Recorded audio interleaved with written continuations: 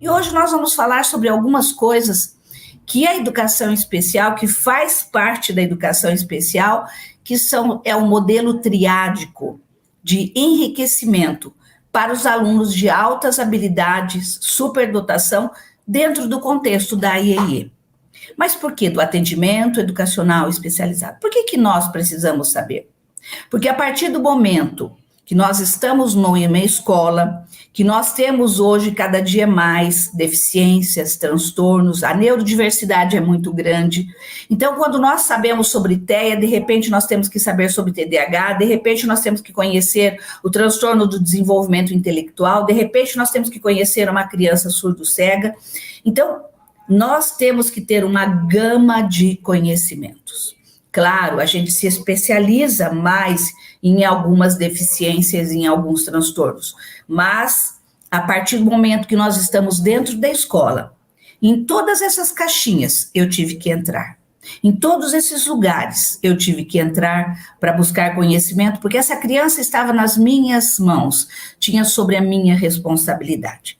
Então, hoje nós vamos falar um pouquinho, e a nossa jornada chama-se como incluir crianças com TEA e altas habilidades no contexto do IAEE. Então, cada dia mais, nós precisamos de conhecimento. Então, vamos falar. Então, eu coloquei uma frase que ela é, como diz, é um chamariz, entendendo para atender. Como que eu posso atender se eu não entendo? Como que eu posso atender se eu não tenho conhecimento? Como que eu posso atender se eu não vivo essa prática educacional? Como que eu posso atender se eu não tenho uma teoria? A prática educacional é necessária, grandemente, uma teoria. Então, porque cada criança, ela é única, cada aluno seu, seja na clínica como paciente, seja na sala de aula como aluno, ele é único. Você não terá dois alunos nas deficiências iguais ao outro. Ah, professora, mas eu tenho 5 todos diferentes. Sim, o espectro é amplo. Nós temos crianças com transtorno do desenvolvimento intelectual. Uns aprendem com alguma facilidade, outros têm mais dificuldade. Então, assim, o espectro é muito grande.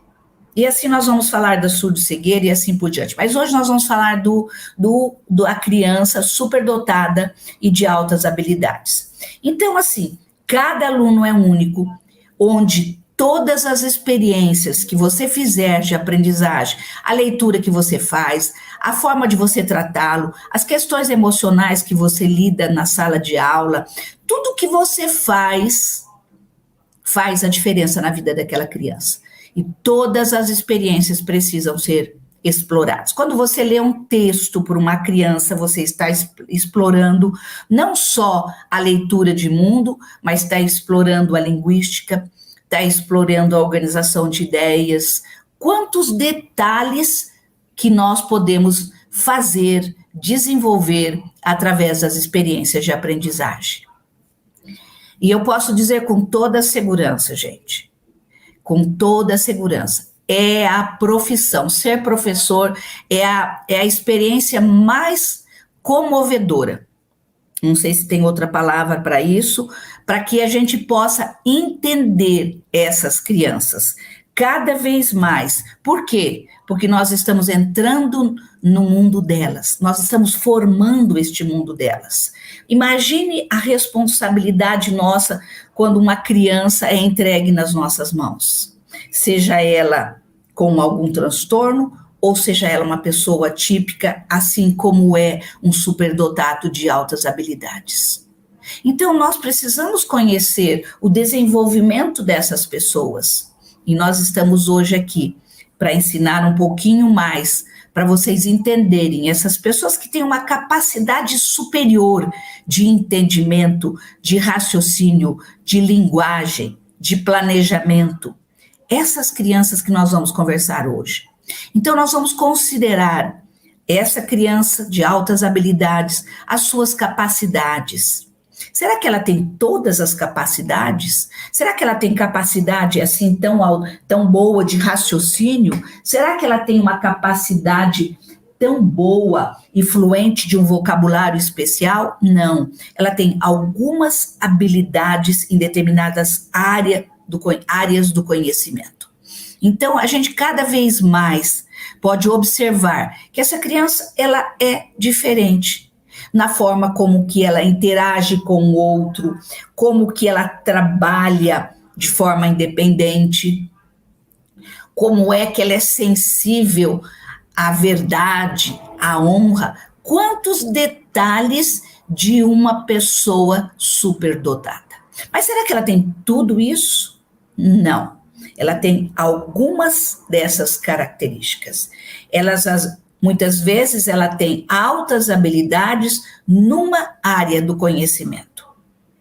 E para eles, a aprendizagem é mais real.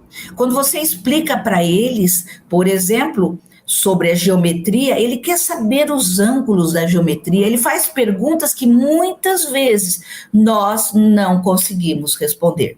Por isso a gente tem que ter, então, a primeira dica de hoje, quando você tem um aluno com altas habilidades, que você não tem aquele conhecimento sobre a geometria, por exemplo, sobre a capacidade linguística de determinadas línguas, ele fala 2, 3 línguas e você não fala, você fala, eu vou investigar, eu não sei. Porque ele tem que saber que as pessoas também são diferentes. Muitas vezes nós não temos aquele conhecimento, mas a aprendizagem deve ser tão real quando os alunos desfrutam do que está fazendo. Mas como que ele pode, professora, desfrutar do que está fazendo? Quando você o motiva, quando você traz experiências de aprendizagem que ele gosta, da sua área de conhecimento. Eu tinha uma criança que gostava de animais. Ele conhecia, só para vocês terem uma ideia, ele tinha 3 anos, ele conhecia 200 nomes de minhocas. Eu não sabia onde que ele aprendeu, a mãe não sabia como que ele aprendia, a escola não oferecia isso, mas ele pesquisava, ele através das imagens, ele perguntava o nome e aquilo ele gravava. Uma grande capacidade de memória e uma grande capacidade de reconhecer as diferentes minhocas. Isso é uma aprendizagem real. Mas quem é? Como que ele foi motivado? Ele foi motivado por uma história que eu contei na sala de aula. Então, tudo isso são experiências. Nós somos mediadores desse processo. Então, se nós muitas vezes temos crianças com alto poder de aprendizagem, e nós não estamos, mas ele é bonzinho, mas ele é bom, mas ele precisa ser motivado, ele é bom, mas ele precisa que você, o quê? Que você mostre para ele o potencial que ele tem. E daí eu pergunto para vocês, será que a gente consegue desenvolver todo o potencial? Conseguimos. Do ser humano? Sim, desde que a gente motive. Qual é o potencial de raciocínio que tem essa criança? Qual é o potencial de imaginação que essa criança tem? Então, nós estamos no primeiro slide ainda e quantas informações já, né? Então, aqui vocês já estão colando. É comum TDAH com altas habilidades? O déficit de atenção não é... A criança com déficit de atenção, quase a gente não vê com altas habilidades, mas a gente vê o TEA, por causa do seu hiperfoco, ter altas habilidades. Mas a nossa criança com TDAH, ela tem a dificuldade, ela tem uma desatenção, então é mais difícil, mas também temos crianças TDAHs com altas habilidades. E com isso, no último parágrafo diz, a aprendizagem deve ser significativa. Quando o conhecimento, quando o processo, as habilidades são desenvolvidas no contexto da sala de aula.